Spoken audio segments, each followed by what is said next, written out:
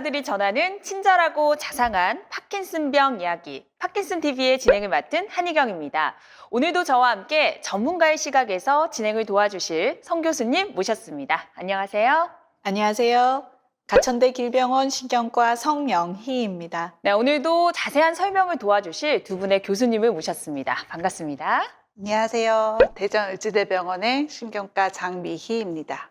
예, 안녕하세요. 서울대학교 병원 신경과의 김한준입니다. 네, 김한준 교수님은 오늘 첫 시간인데요. 예. 어떤 마음으로 오셨어요? 사실 제가 카메라 앞에 이렇게 서보는 거는 처음인데요. 네. 일단 떨리는 마음도 있지만 환자분들한테 좀 정확한 정보를 전달해야 된다는 마음으로 이 자리에 왔습니다. 장미희 교수님은 제가 여러 번 뵀어요. 그동안 저희 파킨슨 TV 많이 성장했잖아요. 네. 구독자도 뭐 어마어마합니다. 네. 그동안 이렇게 지켜보시면서 어떠셨어요? 처음에 제가 1회차부터 녹화를 진행을 했거든요. 그렇죠. 그래서 그때는 정말 많이 봐주셔야 될 텐데 정확히 알아야 될 텐데 라고 걱정하는 마음이 컸는데 점점점 구독자도 많아지고 제 환자들도 와서 봤다고 잘 봤다고 해주는 거 보고 되게 뿌듯했습니다. 네, 더 예뻐지신 것 같아요. 감사합니다. 네. 네, 성 교수님, 오늘은 교수님들과 어떤 얘기를 나눠볼까요? 저희 지난해 연말에 크리스마스 그리고 새해에 응답하라 파킨슨 TV 보신 분들이 있으실 겁니다. 그때 제가 약속드린 게 있거든요. 한희경 씨 기억하세요? 네, 기억하죠. 다계통 위축증에 대해서 따로 말씀해 주신다고 하셨어요. 그때 아마 닉네임이 김상돈맘? 특이해서 제가 외웠다니까요. 벌써 이렇게 응답해 주실지는 몰랐습니다. 구독자분들이 지금 힘든 부분들 저희가 빨리 해소해 드리고자 빨리 준비했습니다. 다계통 위축증은 워낙에 주변에 정보도 많지 않고 해서 환자분들이 판단하시고 어떤 정보를 얻는데 곤혹을 많이 겪습니다.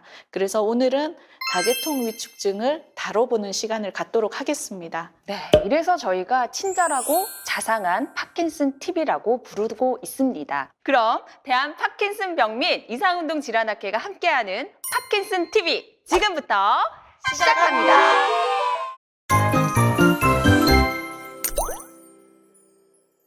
네, 성 교수님, 다계통 위축증은 파킨슨증 중에서 어디에 속하는지 먼저 설명해 주세요.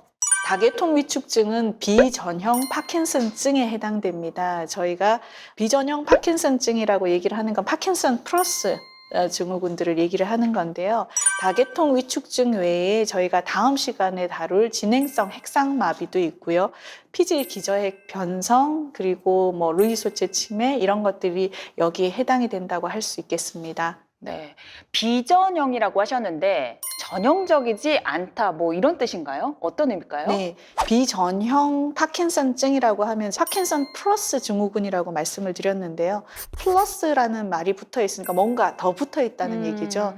그래서 우리가 알고 있는 파킨슨 병의 증상에 추가적으로 뭔가가 더 동반이 되어 있다는 뜻이고요. 그리고 이런 증상들이 우리가 파킨슨 병 환자들에서 보여지는 전형적인 모습들과 좀 다른 비전형적인 모습들을 보인다 말씀드릴 수 있습니다. 네, 그렇다면 어떤 증상이 동반되는지 궁금한데요. 궁금하신 부분들 저희가 다계통 위축증에 대해서 오늘 하나하나 풀어나가 보도록 하겠습니다. 먼저 다계통 위축증이 어떤 병인지 병의 정의부터 저희가 해보는 게 좋겠습니다. 김한준 교수님, 다계통 위축증은 어떤 병인가요? 다계통 위축증은 매우 드문 신경퇴행성 질환입니다. 이 드물다는 게 이제 어느 정도로 드무냐면 파킨슨병보다 10분의 1 정도로 빈도가 적은 병이고요. 영어로는 멀티플 시스템 에이트로피라고 하는데 앞 글자를 따서 MSA라고 부릅니다. 우리 몸 안에 있는 신경의 여러 부분이 위축이 되는 질환이라는 뜻이고요. 그럼 신경의 여러 부분이라는 게 어떤 부위를 말하느냐? 가장 대표적으로 자율신경계 그리고 파킨슨병에서 소실되는 신경세포들이 모여있는 부위 그리고 손외 이렇게 대표적으로 세 부위에 있는 신경세포들이 소실되는 질환입니다. 그로 인해서 그 소실되는 부위에 해당되는 증상들이 나타나고요. 그리고 현미경적으로 봤을 때는 그 해당되는 부위에 세포가 소실되고 교세포라는 세포의 안에 단백질의 침착이 관찰되는 그런 소견을 보이는 질환입니다. 네, 방금 파킨슨병 증상과 동반된다고 말씀을 하셨는데요. 그래서 파킨슨 증상과 많이 헷갈릴 수도 있겠다는 생각이 듭니다. 그렇다면 파킨슨병과 비슷한 증상, 또 파킨슨병과 다른 증상 둘 다 알고 싶은데요. 장미 교수님께서 설명 좀 부탁드립니다. 네, 우선은 파킨슨병과 비슷한 증상으로는 파킨슨에서도 이제 몸이 뻣뻣해지는 강지, 몸이 느려지는 서동, 떨림 이런 것들이 똑같이 다게토 위축증에서도 생길 수가 있습니다. 하지만 떨림이 생기더라도 파킨슨병은 한쪽부터 뭐 왼발 아니면 왼손 이렇게 한쪽부터 시작이 되지만 보통 다게토 위축증 환자분들은 대칭적으로 그리고 그 진행이 매우 빠르고 저희가 파킨슨 증상을 조절하기 위해서 약을 드렸을 때 별로 반응이 없다는 것이 큰 특징입니다. 또한 앞에 김한준 교수님이 설명해 주셨듯이 자율신경계 증상들이 나타날 수가 있는데요. 그 대표적인 증상으로 앉았다 일어나면 어지러움증을 나타내는 기립성 저혈압 그리고 소변 증상, 배뇨 증상이 나타날 수가 있고요. 그리고 말을 할 때 좀 언두나다 이렇게 느껴지는 구음장애 그리고 삼킴장애, 연하장애라고 하죠. 그런 것들도 생길 수가 있고 파킨슨은 이렇게 가만히 있으면 들들들들들 이렇게 떨린다고 말씀드렸잖아요. 근데 다계통 환자분들은 이제 안정 떨림보다는 갑자기 뭘 치었다 딱 놓쳐요. 이렇게 이런 떨림을 호소하는 근간대증이라고 하거든요. 이게 깜짝깜짝 놀라게 하는 그런 떨림이 주로 보이고요. 그리고 손해 쪽에 문제가 생기기 때문에 걸을 때도 걷는 게 이렇게 보행이 넓어져서 이렇게 걷는 보행 실조가 보인다던가 저희가 이렇게 관찰자적으로 봤을 때 눈을 이렇게 왼쪽으로 보세요, 오른쪽으로 보세요 했을 때 자연스럽게 통통통통 튀는 안진이 보일 수도 있습니다. 또 걸을 때 보면 환자분들이 이렇게 앞으로 수그려서 고개가 이렇게 앞으로 수그려지는 정경 형태로 걷는 분도 있고 오히려 이렇게 기울어져서 피사라고 하거든요. 피사의 사탑이랑 비슷하게 생겼다고 해서 이렇게 걸어서 걷는 분도 관찰할 수 있게 됩니다. 그래서 이런 것들이 파킨슨병에서도 당연히 생길 수가 있는데 보통 후기에 생기는데 다계통 위축증에는 초기부터 생기고 빨리 진행을 한다는 특징이 있습니다. 네, 병의 진행이 빠르다는 말에 가슴이 턱 막히는 것 같은데요. 그만큼 다계통 위축증이다라는 것을 빨리 알아채고 병원에 오시는 게 중요할 것 같습니다. 하지만 아무래도 파킨슨병이랑 비슷한 증상이 많다고 하니까 초기에 이렇게 의심을 하고 병원에 오시는 분들은 거의 없지 않을까 하는 부분이 걱정이 되는데요. 보통 이런 환자분들은 병이 얼마만큼 진행된 상황에서 이렇게 내원을 하시는 편인지 또 가장 어떤 부분이 불편하다고 호소하시는지 이 부분이 좀 궁금하고요. 또 선생님들께서는 필드에서 많은 환자분들을 보셨잖아요. 또 그 사례들도 좀 듣고 싶습니다. 다계통 위축증 환자분들이 어디 다니다 오시느냐 저희가 좀 보게 되면요. 비뇨기과 다니다 오시는 분들 꽤 많으시고요. 소변 장애 때문에 남자분들 같은 경우는 심지어는 약물 반응이 떨어지시니까 환자분들이 이제 전립선 비대 수술을 하신다든지 이런 식으로 수술까지 하시고 오시는 분들 꽤 많으시거든요. 여자분들도 요실금 수술하시고 오시는 경우들도 있고 또 계속 환자분들이 조절이 안 되는 어지러움증 때문에 이비인후과를 오래 다니다 오시는 경우들이 많습니다. 그래서 조절이 안 되는 소변장애나 어지러움증 이런 것들이 있으신 분들은 한번 꼭 생각을 해봐야 되는 질환입니다. 네, 이런 것들도 원인이 있을 것 같아요. 파킨슨병에서도 원인이 있잖아요. 위험 인자를 관리하는 차원에서라도 좀 알고 있으면 좋을 것 같은데요. 다계통 위축증은 어떤 원인이 있을까요?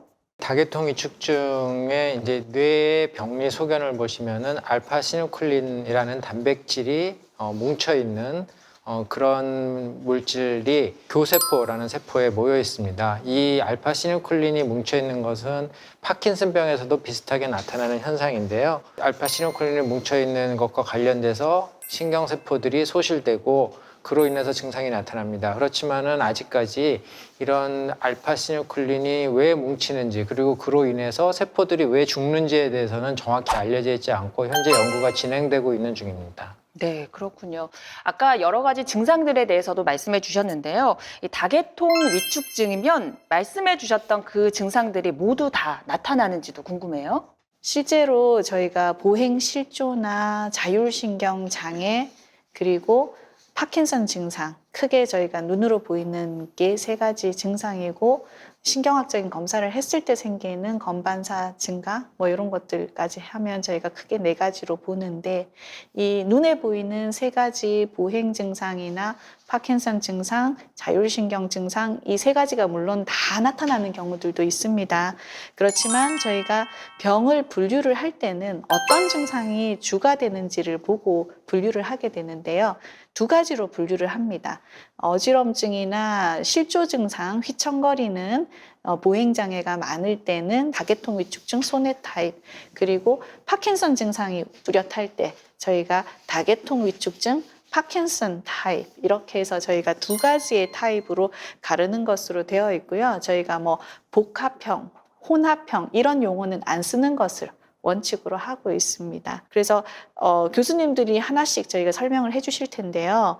김한정 교수님께서 먼저 다계통 위축증 파킨슨 타입을 먼저 설명해 주시겠습니다. 예, 다계통 위축증 파킨슨 타입은 이제 파킨슨의 P를 붙여서 보통 MSA-P라고도 부르는데요. 이 파킨슨 증상은 기본적으로 파킨슨병에서 나타나는 현상과 비슷합니다. 대표적으로 동작이 느려지는 서동증, 그리고 근육의 강직이 생기는 근강직, 그리고 떨림 이런 현상이 나타나고 그다음에 자세 불안정 이런 것들이 나타나게 됩니다. 파킨슨병의 경우는 도파민 또는 도파민 계열의 약을 먹었을 때 증상이 많이 좋아지는 데 비해서 MSA에서는 이러한 증상이 약을 먹어도 효과가 굉장히 미미하게 나타나거나 아니면 전혀 효과가 나타나지 않는 경우들이 많습니다.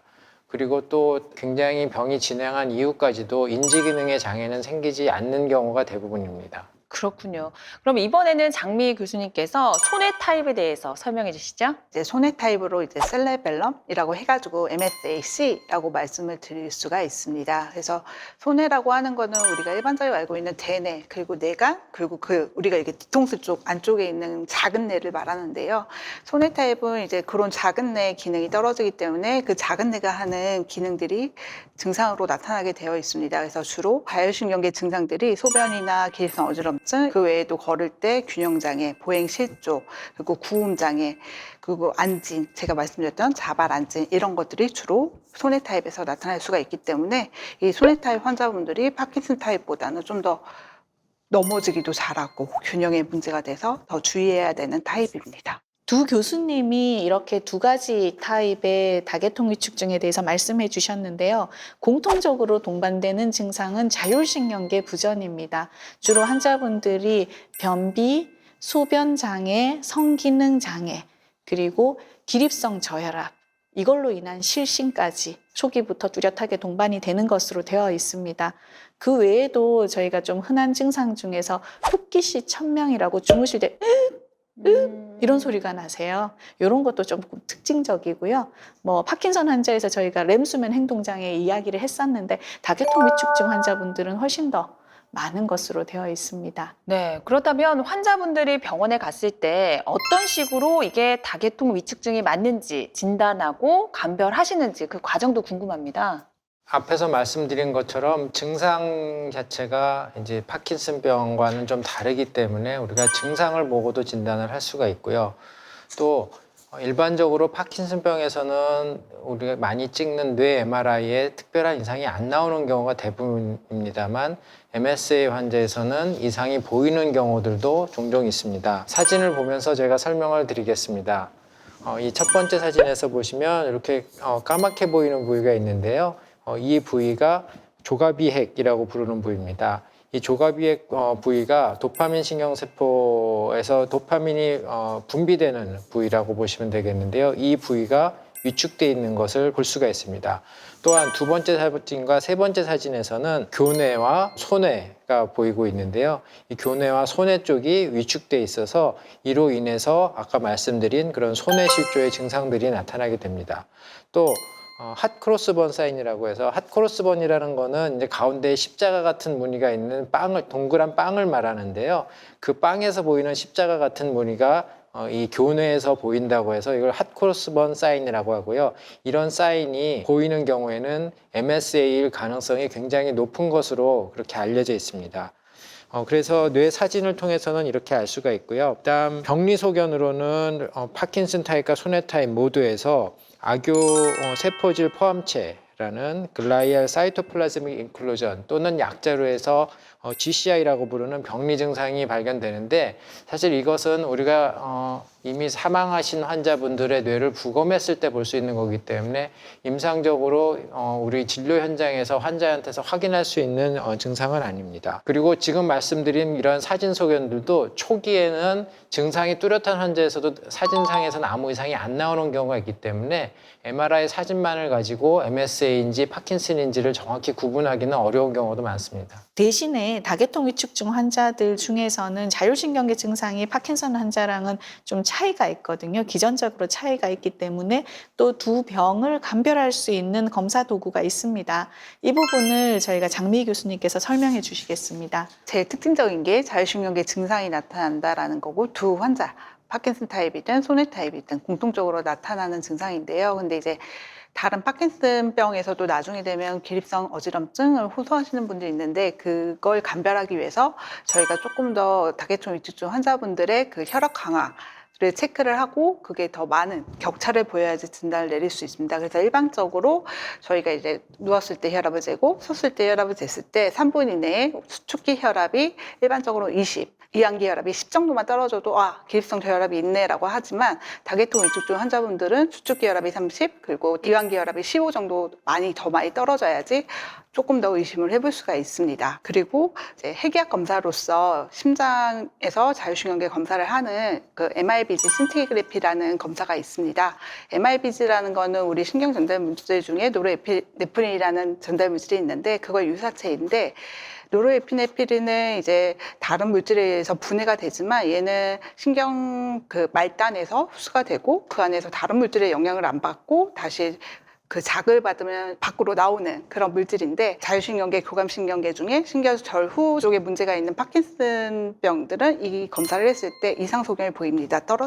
섭씨가 떨어져 있는 게 보이는데 다계통 위축증은 이제 중심성 아니면 신경절전 섬유에 문제가 생겨서 자율신경계 문제가 생기기 때문에 이 검사를 했을 때는 정상 소견을 보일 수가 있어서 초기 파킨슨 환자나 다계통 위축증 환자를 좀 구별하는 데 도움을 받을 수가 있습니다. 다계통 위축증 환자분들도 도파민 펫을 찍습니다. 그래서 환자분들이 조금 궁금해하실 것 같아서 부연 설명을 드리자면요. 저희가 도파펫을 찍었을 때 FPCIT 펫을 많이 찍는데요. 찍었을 때 파킨슨 환자랑 구분이 안 되는 경우들이 많고요. 파킨슨 증상이 있는 다계통 위축증 파킨슨 타입은 파킨슨 환자랑 거의 비슷하게 나옵니다. 양쪽에 떨어져 있는 그런 형태로 나오는 경우들이 대부분이고 그리고 이제 다계통 위축증 소뇌 타입인 경우는 또 얘기가 조금 다른데요.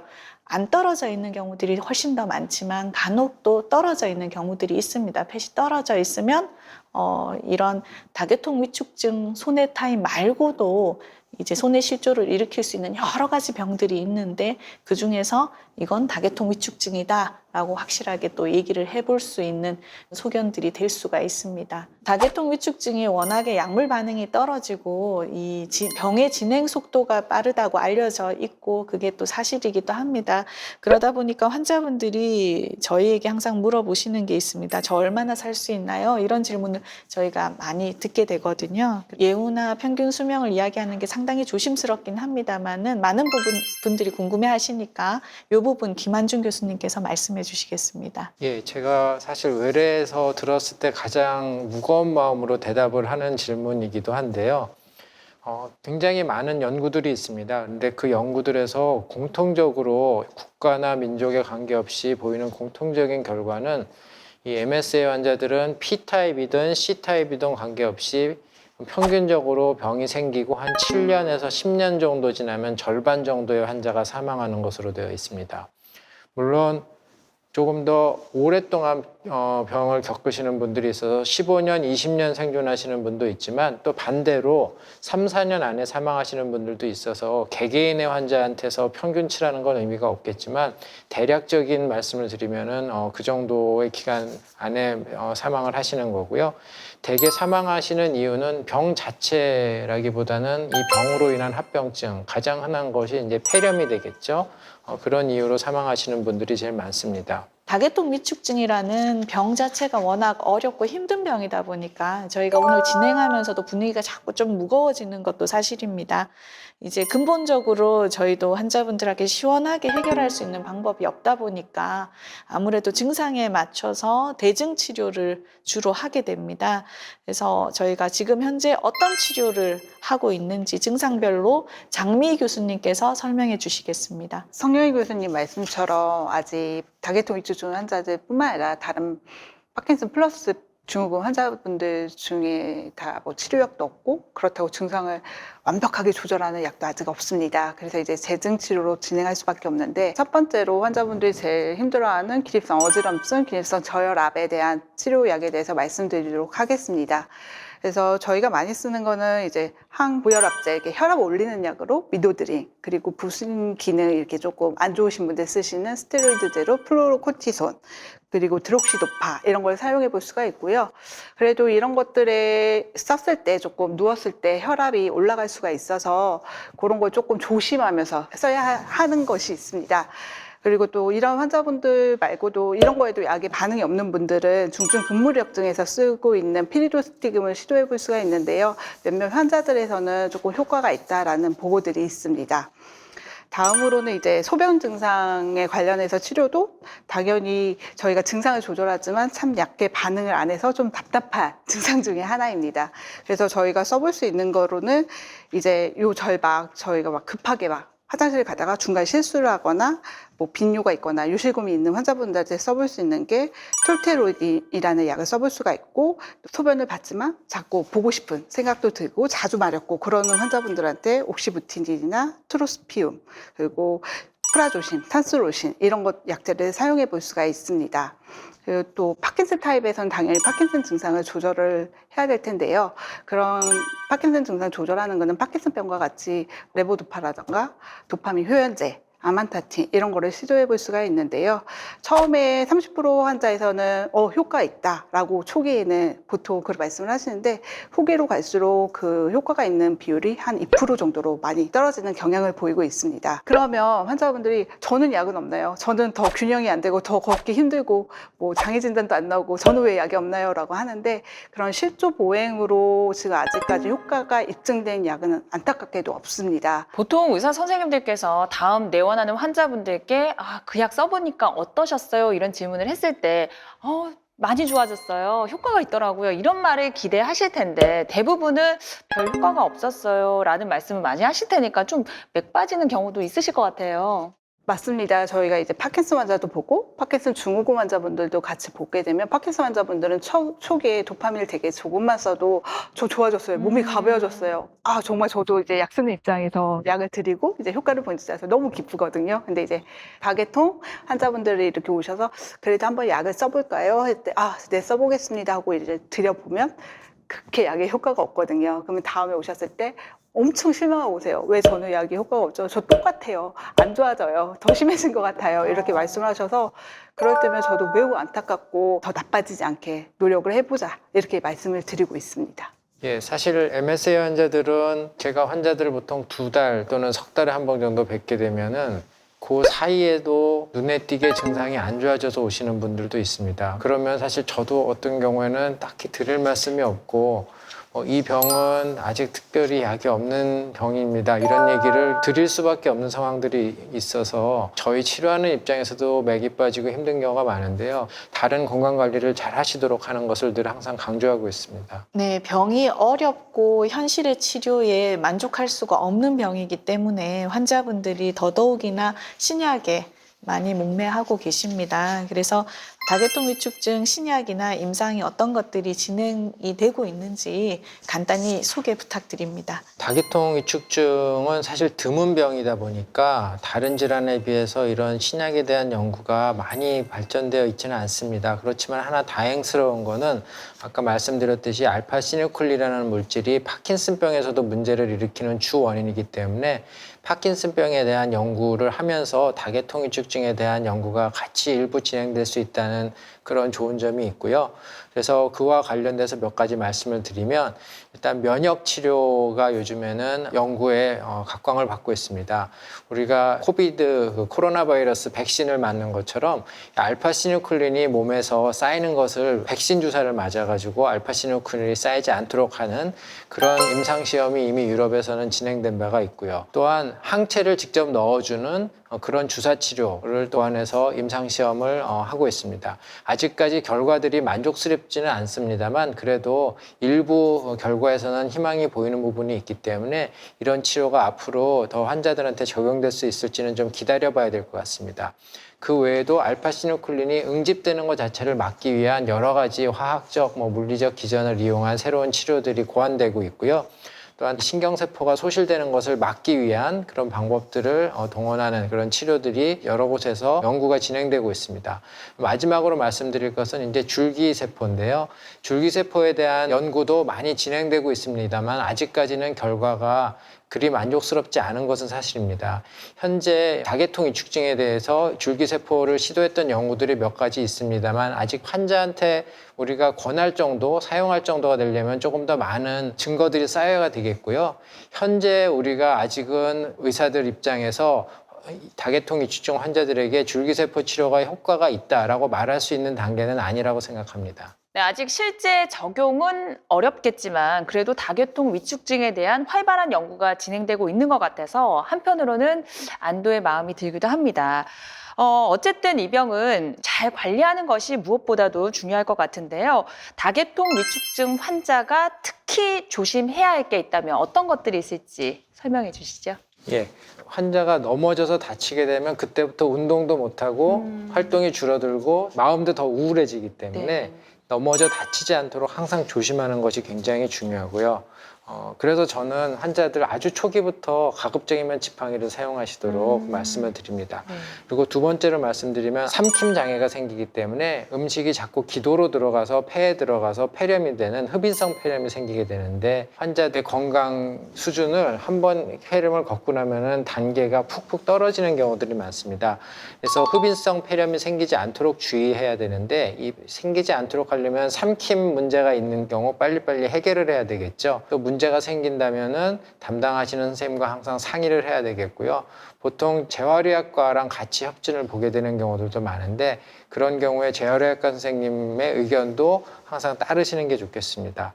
또 하나 말씀드릴 거는 삼킴과 연결된 부분인데요. 성대 쪽의 마비로 인해서 이제 언어장애 이런 것들이 생기고 목소리가 잘 안 나오고 이런 것들이 있는데 그것보다 중요한 것은 호흡에 문제가 생길 수가 있습니다. 잘 때 코골이가 생길 수 있고 무호흡증이 생길 수 있는데요. 그거보다 더 중요한 것은 우리가 천명이라고 부르기도 하는데 쉽게 말하면 어떤 분들은 코골이 대신 목골이라고도 말합니다. 성대가 좁아지면서 피리 소리 같은 것이 나는 것입니다. 어떤 소리냐면은 환자가 잘 때 숨을 들이쉴 때 이런 소리가 납니다. 네. 이건 성대가 좁아지면서 공기가 잘 안 들어가기 때문에 나는 소리고요. 그래서 이런 소리가 나는 것은 환자가 조금 더 심해지면은 숨이 막힐 수도 있는 어떤 경고 소리라고 생각을 하셔야 되기 때문에 이런 것이 있을 경우에는 반드시 담당하는 선생님하고 협의를 하시고 또 필요하면은 수면을 전문으로 보시는 선생님들과 협의를 하셔서 필요한 조치를 취하셔야 되고요. 그리고 이런 소리가 낮에 자는 시간이 아닌데도 난다면 그때는 사실 응급 상황이 금방도 벌어질 수 있기 때문에 빨리 병원을 찾아서 문제를 해결하셔야 됩니다. 그렇군요. 교수님, 근데 이것은 파킨슨병으로 진단받은 환자분들께도 조심하셔라 하는 내용과도 조금 비슷한 것 같습니다. 다계통 위축증 환자가 특히 이런 것들을 조심해야 되는 특별한 이유 어디에 있을까요? 이러한 증상들이 파킨슨병에서도 물론 나타나지만 MSA에서는 훨씬 빨리 그리고 훨씬 더 많은 환자들에서 나타납니다. 이런 증상들이 보통 파킨슨 환자들은 5년, 10년 정도 지나서 나타나지만 MSA 환자에서는 환자와 보호자들이 이런 증상에 대해서 대비하거나 받아들일 수 있는 마음의 준비가 되기 전에 벌써 2, 3년 만에도 나타나는 경우들이 있어서 이에 대한 대처를 제대로 못하고 그래서 막을 수 있는 이런 문제를 막지 못하고 더 큰 문제가 발생하게 되는 경우들이 있습니다. 그래서 결국은 이런 문제로 인해서 환자들이 응급실에 오게 되거나 더 심한 경우에는 안타깝게 사망하게 되는 원인이 될 수도 있기 때문에 이런 문제에 대해서 아주 초기부터 환자와 보호자들이 잘 알고 계셔야 할 것입니다. 네, 환자들이 병에 걸리면 음식이나 운동법에 대해서도 많이 여쭤보거든요. 그래서 다계통 위축증 환자분들이 특별히 저희가 음식을 어떻게 먹었으면 좋을지, 또 어떤 운동을 했으면 좋을지 도움이 되는 것이 있다면 저희 장미 교수님 말씀 부탁드립니다. 기립성 저혈압, 기립성 어지럼증에는 좀 짜게 먹는 게 좋습니다. 그래서 소금 섭취를 하루에 15에서 20mg 정도 복용하도록 되어 있고, 식사 양도 많이 먹으면 좀 혈압이 뚝 떨어지신 분들이 있어서 조금 소량으로 자주 나눠서 먹게 되어 있고, 물을 좀 많이 마시라 이렇게 권유드리고 있습니다. 또 걸어 다닐 때나 누워 있을 때, 앉아 있을 때 압박 스타킹을 좀 착용하는 게 그 위쪽으로 혈액량을 올리는 방법으로서 그것도 권유를 하고 있습니다. 지금 다른 치료약이 없기 때문에 운동 치료가 매우 중요하고 재활 치료도 같이 이행하는 게 매우 중요합니다. 그래서 집에서 할 수 있는 게 이게 벽에 기대가지고 약간 기울인 모습을 하고 서 있는다던가, 아니면 TV 볼 때 벽에 딱 기대가지고 안 넘어지게 발꿈치를 들었다 내렸다 이렇게 하는 것도 중요하고, 다리를 이렇게 가위처럼 꼬고 있는 거, 그리고 또 스쿼트 자세라고 하죠. 무릎을 굽혀서 일어났다 앉았다 하는 그런 운동도 안 넘어지고 벽에 기대셔서 하시면 조금 안정적으로 시행할 수 있는 간단한 운동이 되겠습니다. 그 외에도 이제 균형에 문제가 있는 분들은 초기 때는, 많이 심하지 않을 때는 보호자와 함께 뭐 스포츠 댄스를 한번 해보셔라 이렇게 권유도 저는 한 번씩 드리고 있고요. 저희가 계속 강조하는 거지만 낙상, 넘어짐, 그게 제일 중요하기 때문에 만약에 균형 장애가 심하게 된다면 그때는 보행기, 성인 보행기가 있거든요. 그거를 해서 다니는 게 매우 좋습니다. 알겠습니다. 지금까지 다계통 위축증 전반에 대한 이야기를 들어봤습니다.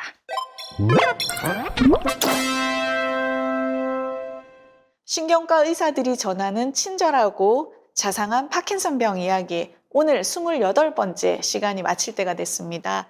다계통 위축증에 대해서 물어보신 우리 구독자분 도움이 되셨는지 모르겠습니다. 희경 씨 오늘 어떠셨어요? 정말 교수님들께서 친절하고 자상하게 많은 얘기를 해주셨는데 완치라는 말이 나오지 않잖아요. 그래서 뭔가 좀 답답한 마음을 느꼈습니다. 오늘 함께 해주신 두 분의 교수님 어떠셨어요? 먼저 장미 교수님. 다계통 위축증뿐만 아니라 다른 파킨슨 플러스 증후군 환자분들도, 파킨슨 환자분들도 마찬가지죠. 저희가 아직 진짜 완치, 치료약이 있습니다라고 말도 못 드리고 증상을 충분히 조절할 수 있는 그런 약도 없습니다. 마음이 되게 무거워요, 사실. 하지만 이제 환자분들이 자기 병에 대해서 이 시간을 통해서 좀 자세히 알고, 아, 내 병에 대한 치료가 어디까지 진행이 됐구나, 이런 것만으로도 아는 게 조금 환자분의 궁금증을 해소하는 시간이 아니었을까 생각이 들고요. 이런 걸 알고 있어야지 이런 환자분들의 조금 약한 마음을 이용해서 자꾸 효과도 없는 거 좋아진다, 먹어라 이렇게 하는 분들이 가끔 있어요. 그래서 그런 약을 먹었다라고 하고 오시는 분들도 있거든요. 그런 분들이 그런 거에 속지 않고 마음의 상처를 입지 않고 병을 잘 이겨낼 수 있지 않을까, 그런 생각이 드는 시간이었습니다. 저도 비슷한 의견인데요. 사실 장미 선생님 말씀하신 것처럼 환자들에게 아직까지는 희망적인 말씀을 별로 드릴 수 있는 건 없습니다. 그렇지만은 이제 아까 말씀드렸듯이 운동을 하시고 그다음에 앞으로 생길 수 있는 여러 가지 문제를 더 일이 커지기 전에 미리미리 대비할 수 있는 그런 것들은 분명히 있기 때문에 그런 부분을 많이 신경 쓰시면 될 거고요. 또 증상이 굉장히 빨리 나빠지지만 내가 여태까지 빨리 나빠졌다고 같은 속도로 앞으로 계속 빨리 나빠지는 것은 또 항상 아닙니다. 어느 정도 나빠지다가 비슷비슷한 상태로 유지되다가 결국은 조금 더 나빠지긴 하지만 그런 경우가 많이 있기 때문에 항상 지금 할 수 있는 최선을 다하는 것이 앞으로의 병의 진행에 대해서도 가장 내가 할 수 있는 좋은 일이라는 것을 알고 계셨으면 좋겠습니다. 지금 변화의 속도가 빠릅니다. 세상이 빠른 속도로 바뀌고 있고 환자분들이 건강 상태를 잘 유지하셨을 때 나중에 이런 변화 속에서 획기적인 뭔가가 나왔을 때 환자분들에게 그게 닿을 수 있도록 하려면은 환자분들이 일단 지금 현재의 건강 상태를 최대한 잘 유지하시고 보존하셨으면 합니다. 환자분들 희망 잃지 마시고요. 약물 치료와 함께 꾸준하게 운동하는 거 잊지 마셨으면 좋겠습니다. 대한 파킨슨병 및 이상운동 질환학회가 함께하는 파킨슨 TV 다음 이 시간에도 많은 시청 부탁드립니다.